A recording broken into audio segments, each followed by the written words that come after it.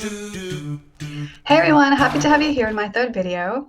So if you don't know me, I'm Maya. I'm an award-winning mindset, performance, and personal development coach for women entrepreneurs, and I help them take bolder action and make more money. So, when I first started out as a hypnotherapist, I'm telling you, every time someone paid me money for a session, I was just, wow, someone paid me good money to work with me for an hour. And of course, on the one hand, I was like, yeah, I'll take it. But on the other hand, I was wondering, really? They paid me money for this? And this was despite the fact that they would come back for more sessions.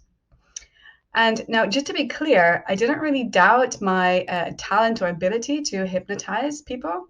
I knew I was good, but I was inexperienced and definitely confused and overwhelmed by all the different techniques that I could use or the complexity of some of the issues that people would come to me with. So I was doubting my ability to really help and create meaningful life changes at that point in my practice. On top of that, I was also an immigrant, party girl, and it didn't really fit into my idea of, at the time, of what a successful expert looks like. So this went on for a while, and even when I got more experience and more confidence, I was still somehow insecure, like not taking ownership of my progress or achievements. For example, first award I ever got, this was for best hypnosis practice for stopping smoking back in 2013, I think.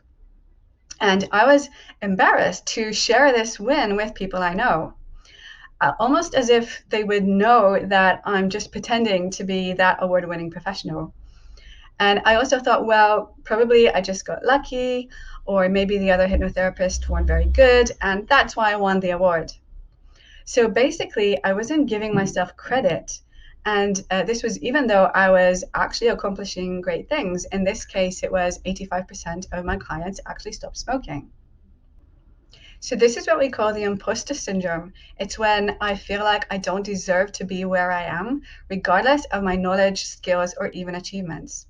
So today I want to share with you the 5 types of beliefs driving the I don't deserve main story and what you can believe in instead.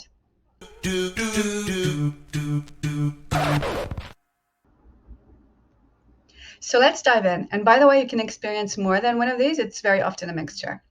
So number 1, I'm not good enough, or what I'm doing is not good enough.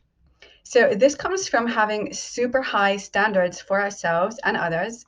And now I'm not saying that we shouldn't want to both receive and provide high quality stuff. Of course we do. But it's just not realistic to do something perfectly, especially if we're only starting out.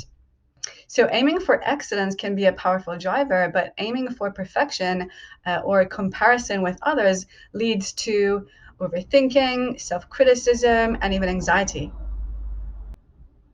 So if this is you, focus on progress and appreciate your achievements, no matter how small they are, and also how far you've already come from where you started.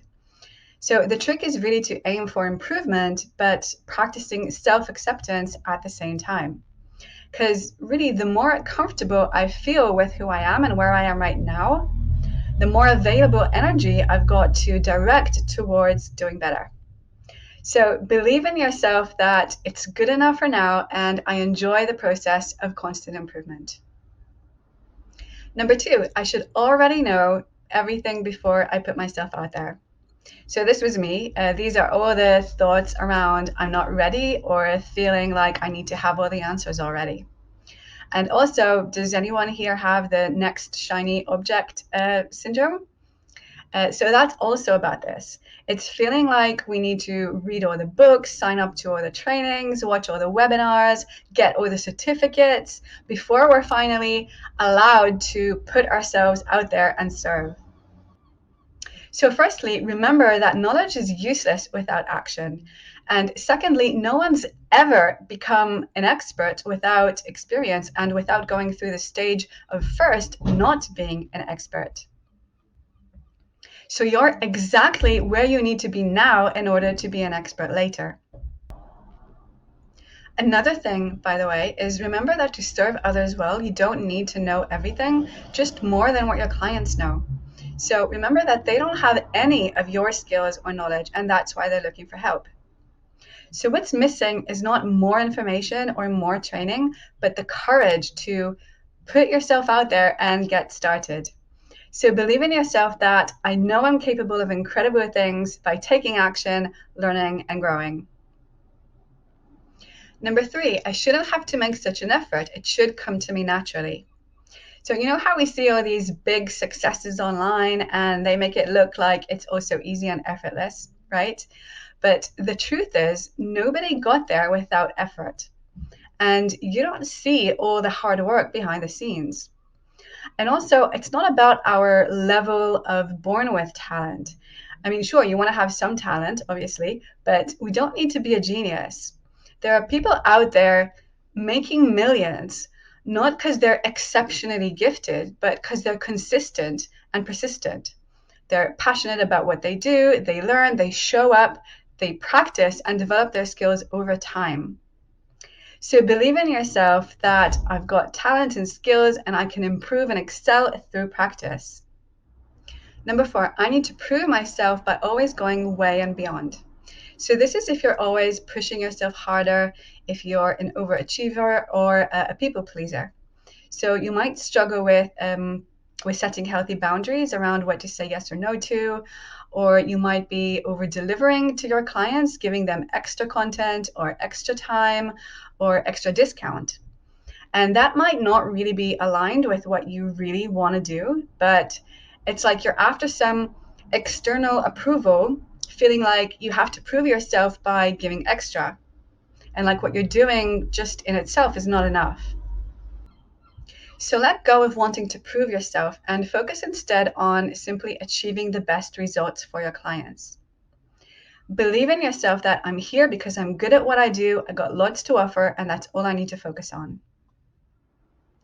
5, I should be able to do this on my own without asking for help. Now, this is when we feel uncomfortable asking for help because it makes us feel or question our competence. We see it as a sign of weakness. Now, running a business, as you know, is not just about the service we provide, right? It's creating content, it's doing the marketing, the sales calls, the business planning, keeping the books, and keeping our mindset in check throughout all this. That's a lot to do on our own. And the truth is, almost all successful people delegate tasks where they can, and they also have mentors and coaches who help them get to where they are. So whether it's a business coach or mindset coach, they know the value in getting support. They know it makes them more, not less powerful.